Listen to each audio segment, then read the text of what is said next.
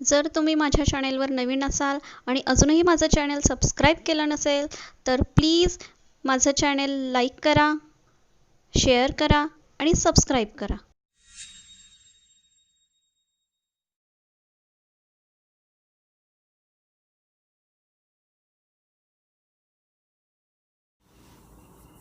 Hello, hi student, how are you? Welcome to my channel.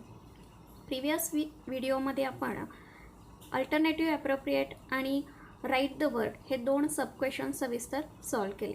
आजच्या व्हिडिओमध्ये आपण जे काही ट्रू और फॉल्स आहेत आणि फिलिंग दी ब्लँक्स हे दोन्ही सब क्वेश्चन कशा पद्धतीने विद्यार्थ्यांनी सोडवले पाहिजेत, त्याचा राईट आन्सर आपल्याला कसं देता येईल याविषयी आपण चर्चा करणार आहोत. पण त्याही आधी अजूनही जर तुम्ही माझ्या चॅनलला सबस्क्राईब केलं नसेल तर चॅनल अगोदर सबस्क्राईब करायला विसरू नका.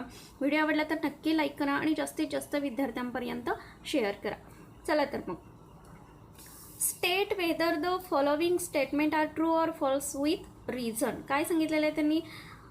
स्टेटमेंट जर ट्रू और फॉल्स असेल तर ते का आहे त्याचे रिझन आपल्याला द्यायला सांगितलेले आहेत. फर्स्ट क्वेश्चन आहे, not for profit concern do not have profit motive. This statement is true because the organization which are not engaged in trading activities but established with a service motive are called as not for profit concern. मुळातच not for profit concern या कशासाठी स्थापन झालेल्या असतात तर सेवा प्रदान करण्यासाठी स्थापन झालेल्या असतात. त्यामुळे त्यांचा मोटिव्ह हा प्रॉफिट कमवणे असत नाही. त्यामुळे दिस स्टेटमेंट इज ट्रू. काय असणार आहे स्टेटमेंट? हे ट्रू असणार आहे. नेक्स्ट क्वेश्चन आहे, charitable institutions prepare profit and loss account at the end of every financial year. This statement is false because income and expenditure account is prepared by not for profit concern instead of profit and loss account. काय सांगितलेलं आहे? Charitable institutions हे profit and loss account वर्षाच्या शेवटी काय करत असतात तर तयार करत असतात. चॅरिटेबल इन्स्टिट्यूशन मुळात या सेवा प्रदान करण्यासाठी स्थापन झालेल्या असतात. आपण टॉपिकमध्ये प्रॉब्लेम सोडवताना तुमच्या लक्षात आलं असेल की प्रॉफिट अँड लॉस अकाउंटला सिमिलर कोणता अकाउंट ह्या इन्स्टिट्यूशन्स प्रिपेअर करतात तर income and expenditure account prepare करत असतात. त्यामुळे this statement is false. Next question आहे, there is no difference between receipt and payment account and income and expenditure account. Receipt and payment account आणि income and expenditure account यामध्ये कोणताही difference असत नाही. काय आन्सर येईल बघा? This statement is false. Why? तर receipt and payment account is a summary of cash and bank transaction for a particular period. It contains all receipt and payment for current year, past year and future years. Whereas income and expenditure account shows income and expenditure for current years only. बघा, receipt and payment अकाउंटमध्ये फक्त cash ट्रान्झॅक्शनच्या नोंदी केल्या जातात.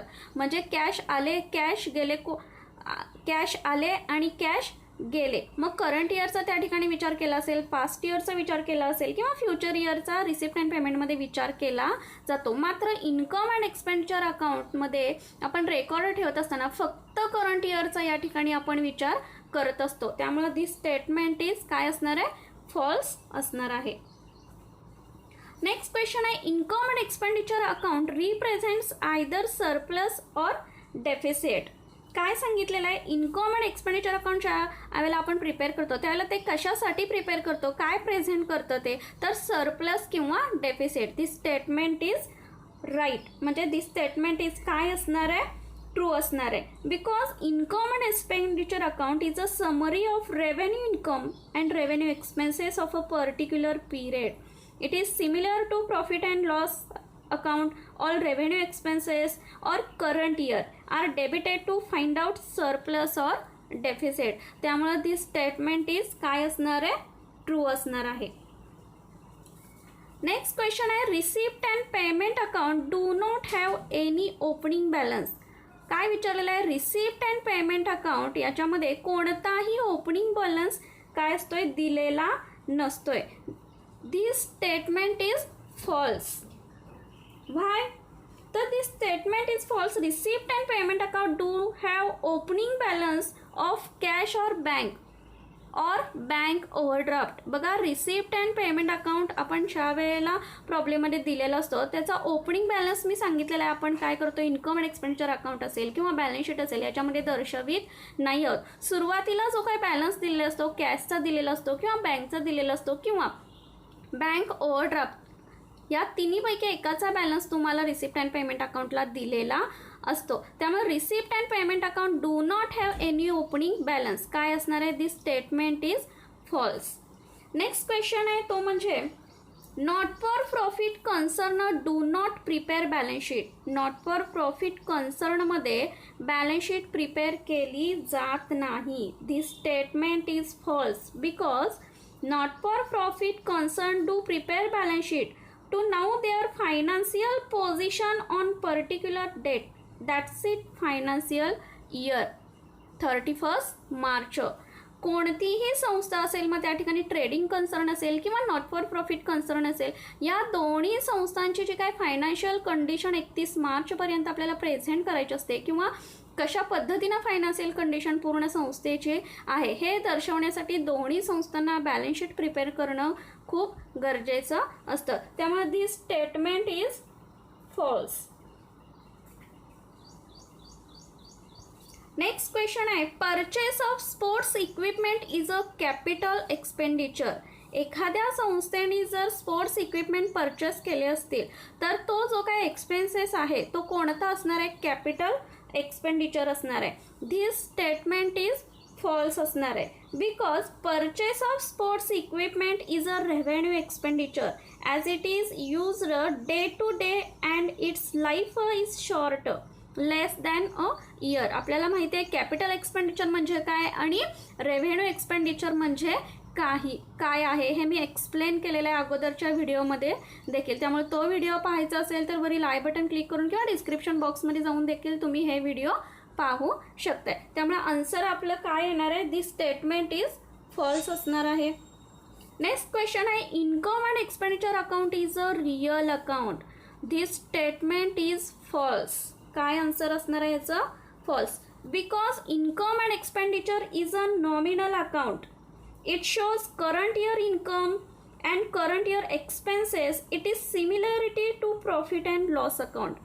का real account नाही आहे तर income and expenditure account is a nominal account.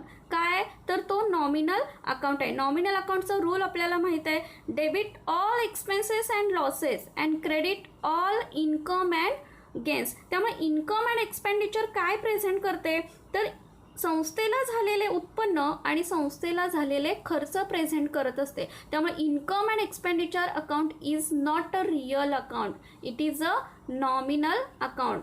त्यामुळे स्टेटमेंट काय असणार आहे हे, this is a statement is false. Next question आहे receipt and payment account contains only the transaction relating to current year.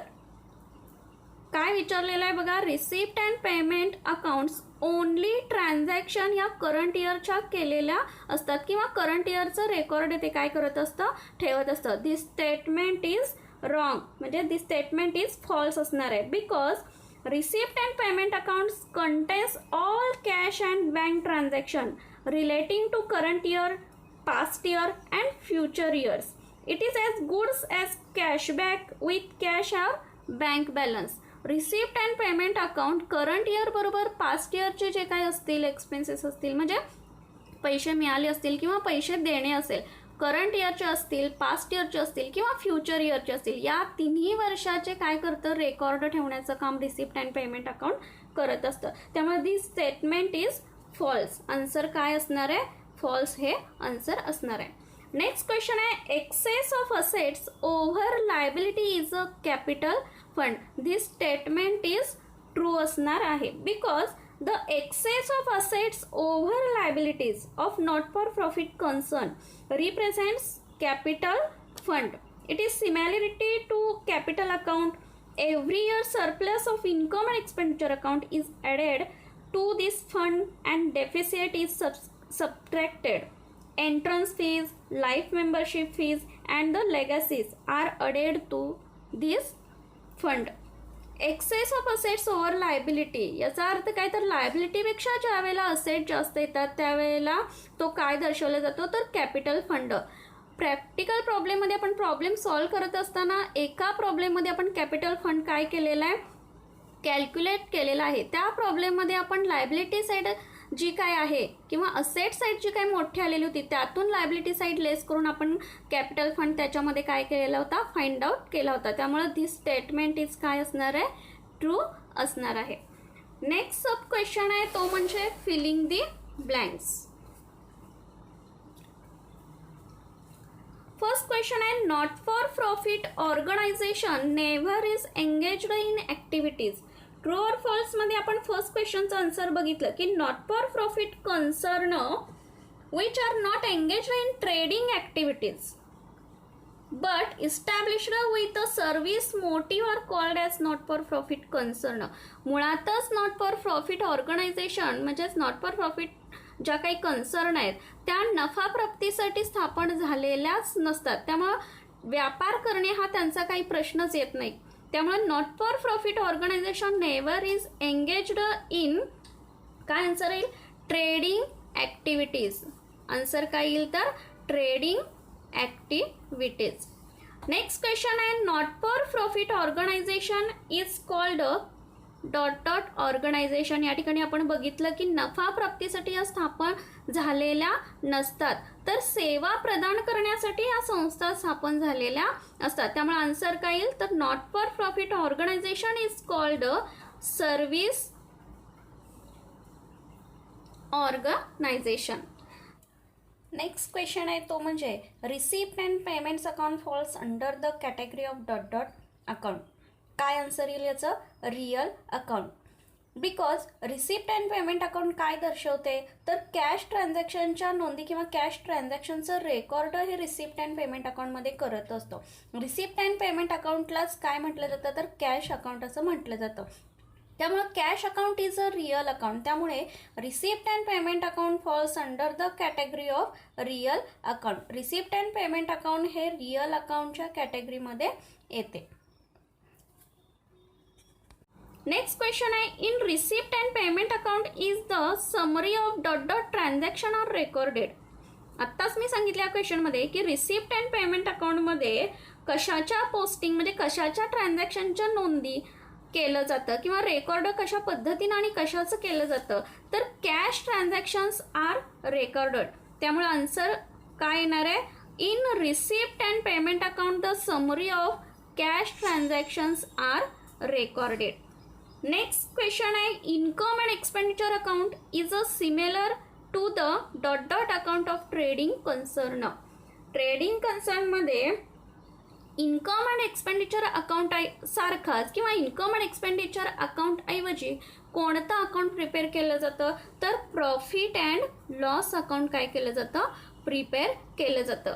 Profit and loss account सारखाच income and expenditure हा काय similar आहे किंवा समान पद्धतीचा असतो. नेक्स्ट क्वेश्चन आहे credit side of receipt and payment account show cash.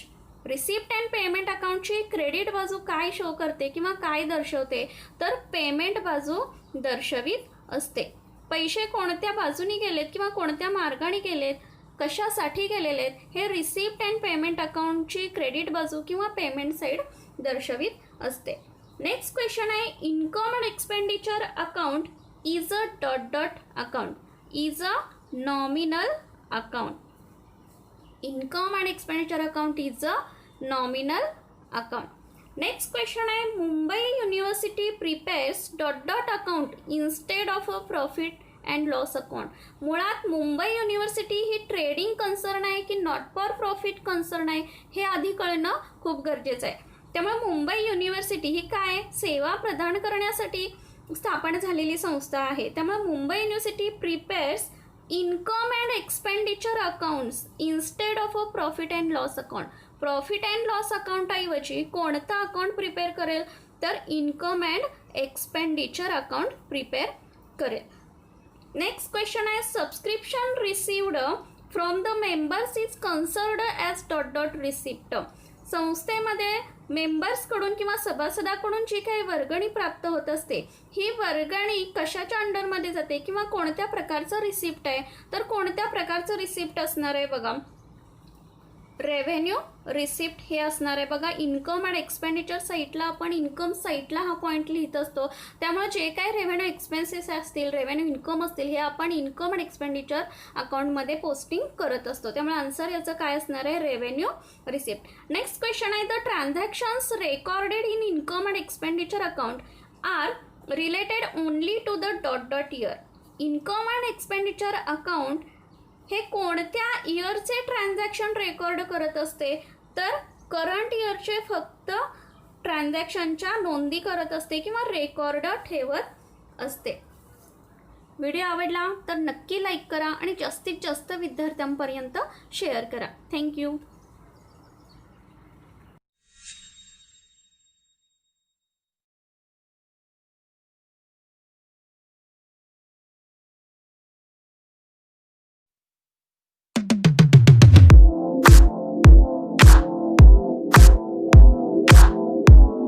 जर तुम्ही माझ्या चॅनेलवर नवीन असाल आणि अजूनही माझं चॅनल सबस्क्राईब केलं नसेल तर प्लीज माझं चॅनल लाईक करा, शेअर करा आणि सबस्क्राईब करा.